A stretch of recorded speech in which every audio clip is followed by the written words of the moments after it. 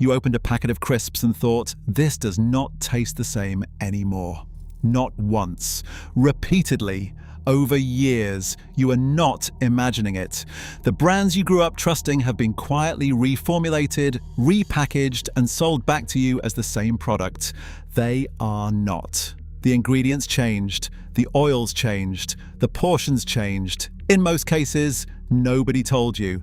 Today we are going through 10 of the most popular crisp brands on UK supermarket shelves and exposing exactly what is inside. By the time we reach number 1, a brand that went to court to argue its own product was not real food, you will understand just how far this goes. 3 safe brands at the end. Let us get into it. Number 10. Ruffles, a name most people recognize but could not tell you much about. The front of the bag looks clean. Simple branding, no obvious alarm, but turn it over and the ingredient list expands considerably for what presents itself as a straightforward crisp. The primary concern is the oil. Ruffles uses seed oils, often a blend that rotates based on whatever was cheapest at production time. These oils are high in omega-6 fatty acids. When heated repeatedly to commercial frying temperatures, they generate oxidized compounds that accumulate in the body over time. The specific blend in your packet on any given day depends on commodity prices, not ingredient standards. The flavored varieties layer more on top of that base. Additional flavoring agents, more additives. Processing that moves the product further from anything resembling simple food. Here is the detail that should genuinely annoy you. Those ridges. Most people assume they are about crunch. They are not. They are a delivery system. Every groove is engineered to trap more oil and more seasoning per bite than a flat crisp of equivalent weight. The serving size on the pack assumes a flat crisp. You are holding a ridged one. You are consuming more than the label implies with every single handful. There is no standout reason to reach for Ruffles, no clean ingredient story, no meaningful nutritional case. A well-marketed product built on a rotating blend of seed oils and flavoring agents with a simple-looking front concealing a considerably longer list on the back. At number 10, not the worst thing on this list, but a product designed to keep you reaching in without ever fully satisfying you. The ridges, the oil blend, the rotating ingredients, none of it is for you, it is for the margin. Unlike brands with at least a heritage story to tell, Ruffles offers nothing beyond marketing to justify the loyalty. Next up, a brand whose best years are measurably behind it. Number 9, Monster Munch. Built entirely on the promise of being the biggest snack your money could buy. The original launched in 1977 with size as its entire identity. Then ownership changed. The pieces shrank gradually across years until the original promise quietly ceased to exist. Most people did not notice until the damage was already done. But the size is not the main issue here, the ingredient list is. Today, Monster Munch carries significant sodium alongside monosodium glutamate and flavor enhancers engineered to simulate tastes that do not genuinely exist in the product. The pickled onion flavor is constructed from citric acid, yeast extract, and a synthetic seasoning spray. There is no meaningful real onion content. The flavor chemistry is doing almost all the work. Here is what most people do not know. Monster Munch is not a potato crisp. It is made from maize.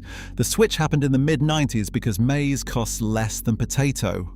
For decades, this product has sat in the crisp aisle, been branded as a crisp and been bought as a crisp while being built on an entirely different base ingredient.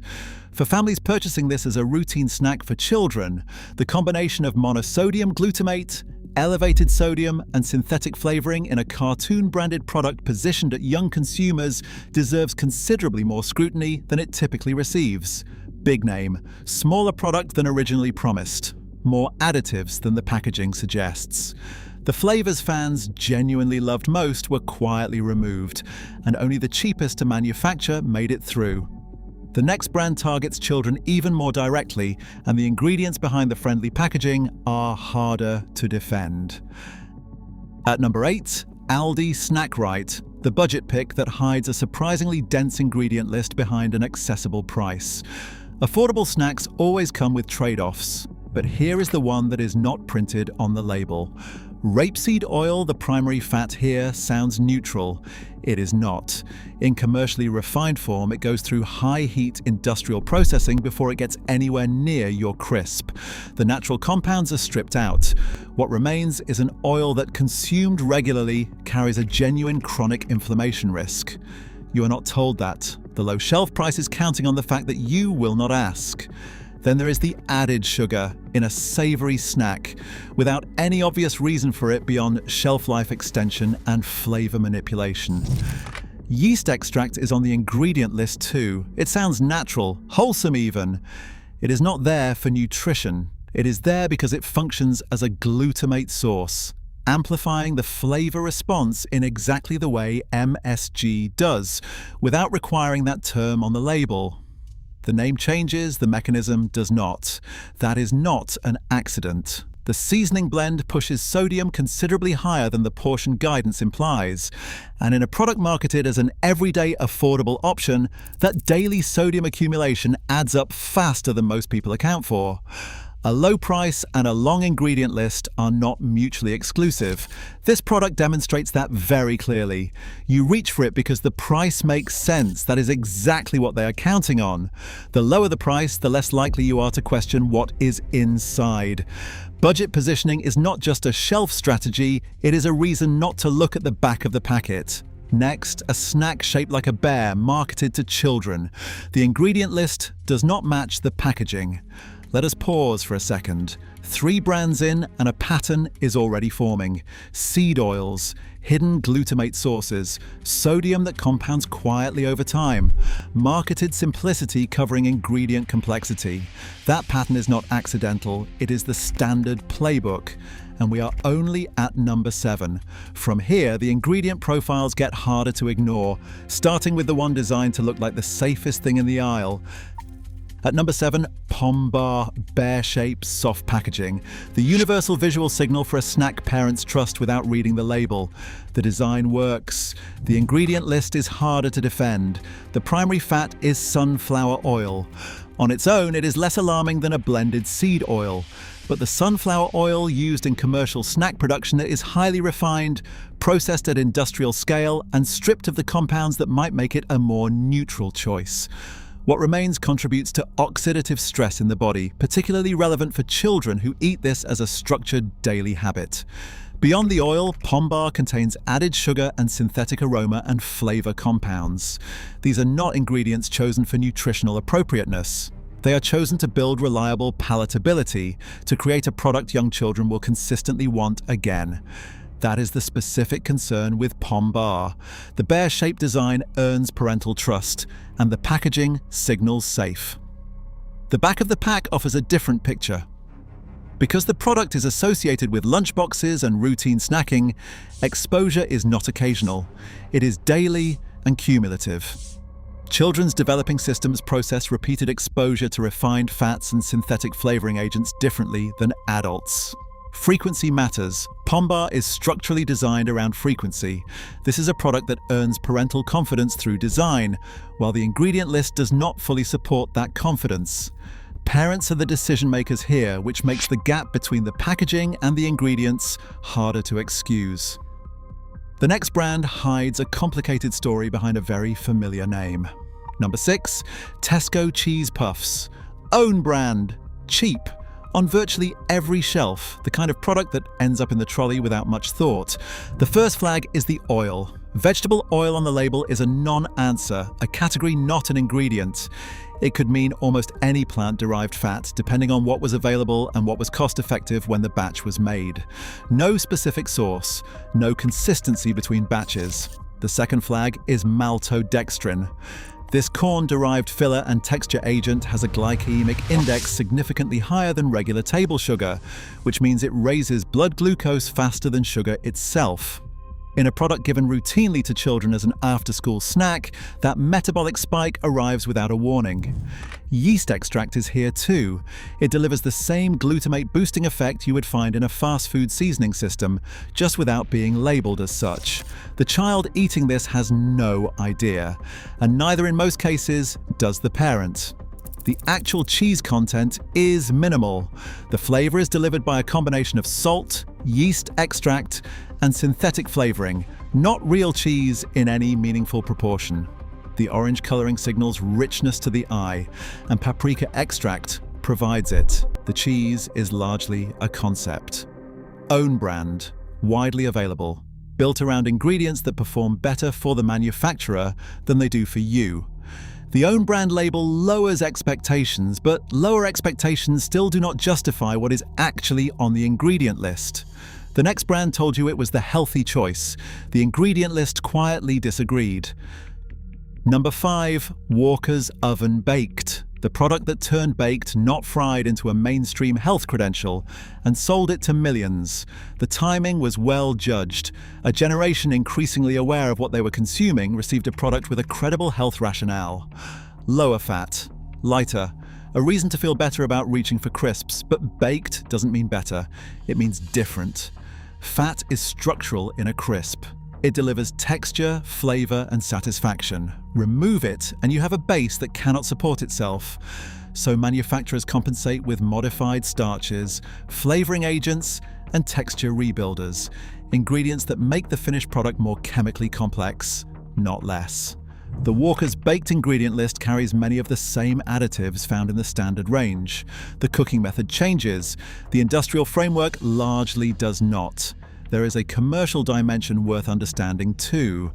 Non-HFSS classification, achievable partly through lower fat thresholds, grants products access to television advertising slots, prime shelf positioning, and promotional formats that full-fat products cannot access. Walker's Baked gives PepsiCo a commercially useful sub-brand operating under fewer marketing restrictions while appearing to serve consumer health. You chose it as a personal health decision. It also exists as a corporate strategy. The Baked badge works hard on the label, considerably less once you read past it. Baked or fried, the industrial system behind the product and the corporation profiting from it remain identical.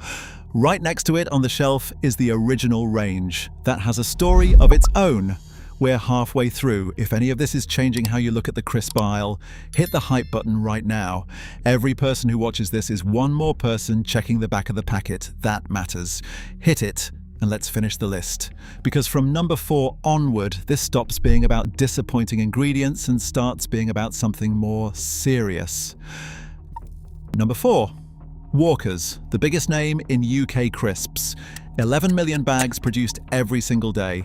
The brand most embedded in what British crisp culture is supposed to mean.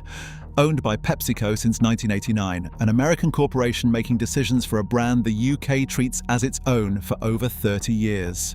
The oil is the place to start. A rotating blend of sunflower and rapeseed oil, not chosen for quality, chosen for price. That decision is made in a corporate procurement office, not a kitchen. And it changes without announcement, without a sticker on the packet, without any communication to the people buying 11 million bags of this every day. You do not know what is in the fryer today. Neither does the person who made it last Tuesday. The ready salted variety, promoted as 3 ingredients, now carries antioxidant stabilizers added specifically to compensate for cheaper, less stable oils. The simplest crisp in the range is no longer genuinely simple. Across the flavored range, sodium was cut significantly, not as a health measure, but to meet advertising regulations granting lower salt products access to television broadcast slots and priority shelf placement. The salt reduction was a commercial decision. It was communicated as nothing at all. Flavoring agents, yeast extract, and modified ingredients run across the entire portfolio. 11 million bags a day, every one of them carrying this same system, inside a brand that built its identity on simplicity. 11 million bags a day, the most recognized crisp in the country, managed on priorities that have moved considerably from what built the brand's reputation. A product trusted by an entire nation, with decisions now made in boardrooms thousands of miles away. From number 3 onward, this is not about compromise anymore. At number 3, Cheetos. Bright orange, instantly recognizable. One of the most chemically active ingredient profiles in the United Kingdom snack aisle. Start with the color. Yellow 6, a petroleum-derived synthetic dye that defines the product visually. In the European Union, Yellow 6 requires a mandatory front-of-pack warning that the dye may affect activity and attention in children. That label is a legal requirement across European Union member states. In the United Kingdom, no equivalent requirement exists. The dye is present. The warning is absent. The flavor system is built on a specific kind of synergy. Cheetos contains monosodium glutamate alongside disodium guanylate, an enhancer that multiplies the effect of monosodium glutamate, also called MSG, on the nervous system, producing a neurological response considerably more powerful than the listed quantity alone would suggest. It is not flavoring in the conventional sense. It is an engineered signal designed to interfere with the body's natural impulse to stop eating. Then there is a detail most consumers have never encountered. The cheese seasoning uses porcine enzymes which come from pigs in the flavor development process. Cheetos are not vegetarian. They are not halal. They are not kosher. None of this appears on the front of the pack. Many people eating this product regularly have no idea. A petroleum-based dye carrying mandatory European Union health warnings, engineered flavor amplification, animal-derived processing enzymes behind a cartoon mascot, all inside a bright orange bag. The product is sold across all demographics, but the dye and enzyme concerns affect specific groups disproportionately and without any front-of-pack disclosure. Number 2 shares the same parent company and takes every element of this further.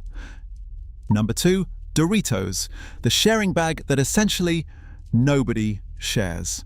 Open one, intending to eat a handful. 40 minutes later, the bag is empty. That is not a failure of discipline. That is the product functioning exactly as designed. Doritos contains monosodium glutamate, disodium inosinate, and disodium guanylate, a triple combination food scientists refer to as MSG synergy. Each compound amplifies the effect of the others, generating a flavor response significantly more intense than any single ingredient would produce. The neurological loop it creates is one of the most effective in commercial food manufacturing. The product was built around the difficulty of stopping, not around your satisfaction. The dye profile extends the concern beyond what Cheetos introduced. Yellow 5, Yellow 6, and Red 40 are petroleum-derived synthetic colors, and they require mandatory health warning labels across the European Union for documented effects on children's behavior and attention. All are present in UK Doritos, and all are absent from UK packaging as a health concern. The supply chain raises a further issue. Palm oil is used, and PepsiCo has faced documented accusations of sourcing from suppliers connected to deforestation in ecosystems home to critically endangered species. The environmental cost extends well beyond the factory gate. In 2024, the UK recipe was reformulated with a harder texture and reduced salt, not for consumer health, but to unlock HFSS advertising exemptions. Consumer response was overwhelmingly negative. The company called it an upgrade, engineered for compulsion, colored with petroleum derivatives, connected to documented environmental destruction. The 2024 reformulation did not make Doritos cleaner. It made them worse by most consumer measures while solving a purely corporate problem. Number 1 has all of this, and a legal identity it could not defend in court. Still here? Good, because everything so far, the dyes, the synergy systems, the deforestation, the reformulations, has been building to this. Number 1 didn't just produce a product with a questionable ingredient list. It went to court to argue that its own product was not real food. It lost. And number 1, Pringles, the number 1 worst product on this list, and the brand that most completely represents what can happen when food becomes a purely engineering problem. Start with the basic question, what is a Pringle? It is not a crisp, not legally. Pringles contain approximately 42% potato. The remainder is a manufactured paste of dehydrated potato powder, wheat starch, corn flour, rice flour, and dextrose, pressed into a uniform mold and fried. The FDA ruled Pringles could not call themselves potato chips. Then, in a UK court, the manufacturer argued their own product should not be classified as a crisp to avoid a value-added tax liability. The court rejected the argument and the company paid. A brand that argued in court that its own product was not real food. Let that settle for a moment. Wheat starch in the base formula means Pringles are not gluten-free by default with no clear front-of-pack indication. Cottonseed oil from a non-food crop operating under fewer pesticide regulations than edible food crops is used in the frying process. The flavored varieties carry the same MSG synergy system found in Doritos, engineered to amplify the brain response well beyond anything natural flavor would produce. And then there is acrylamide, a compound that forms when starchy foods are cooked at high temperatures, classified by the International Agency for Research on Cancer as a probable human carcinogen. European benchmark testing has placed multiple Pringles varieties above established safety limits for potato snacks. Not a crisp, not gluten-free by default, fried in oil from a non-food crop, with carcinogen levels above European thresholds. In 2024, Mars completed the Pringles acquisition, and the most engineered snack on this list now belongs to a confectionery giant. That's what's inside the tube.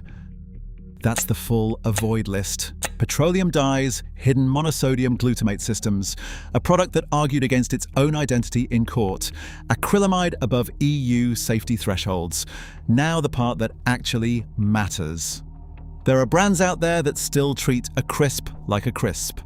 Potato, a decent oil, salt, nothing you need a chemistry degree to decode, and they are already on shelves.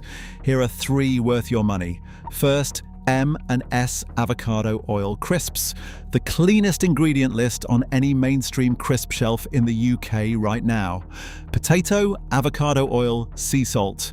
3 ingredients. No flavoring agents, no yeast extract, no modified starch, no rotating oil blend chosen by commodity price.